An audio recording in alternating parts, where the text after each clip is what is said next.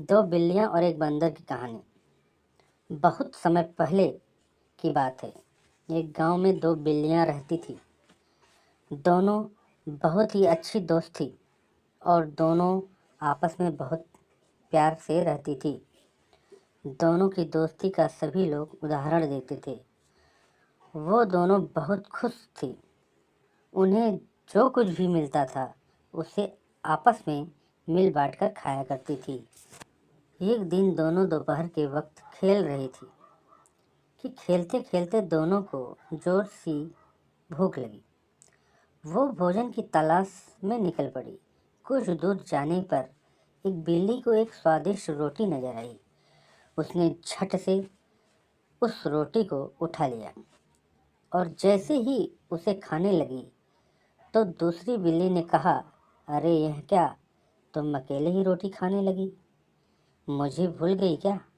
मैं तुम्हारी दोस्त हूँ और हम जो भी खाते हैं आपस में मिल बांट कर ही खाते हैं। पहली बिल्ली ने रोटी के दो टुकड़े किए और दूसरी बिल्ली की ओर एक टुकड़ा बढ़ा लिया। यह देख दूसरी बिल्ली फिर बोली, यह क्या है?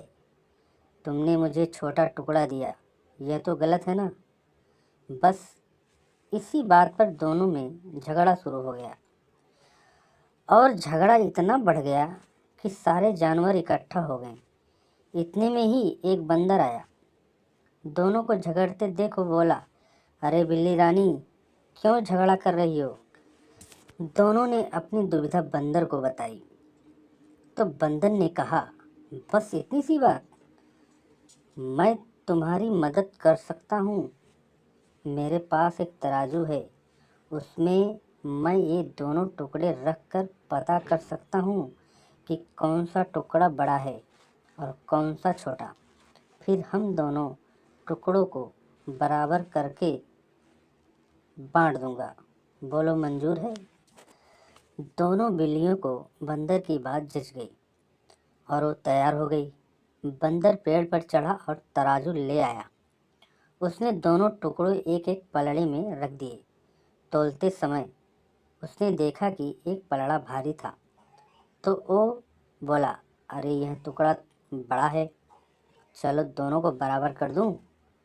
और यह कहते ही उसने बड़े टुकड़े में से थोड़ा सा तोड़कर खा लिया।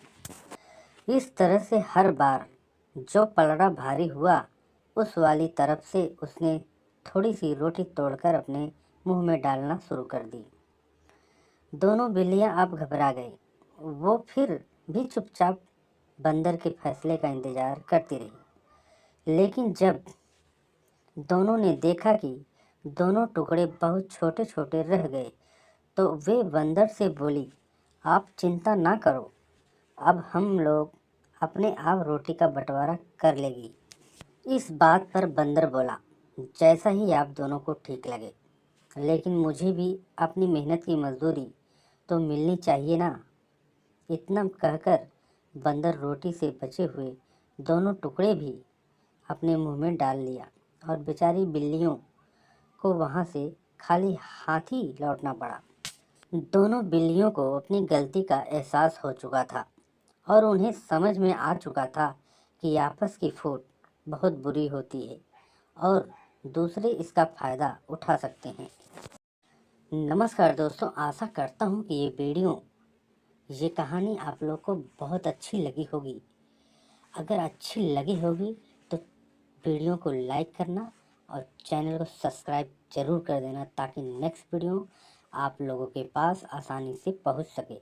तो मिलते हैं दोस्तों नेक्स्ट वीडियो में और एक कहानी के साथ। धन्यवाद।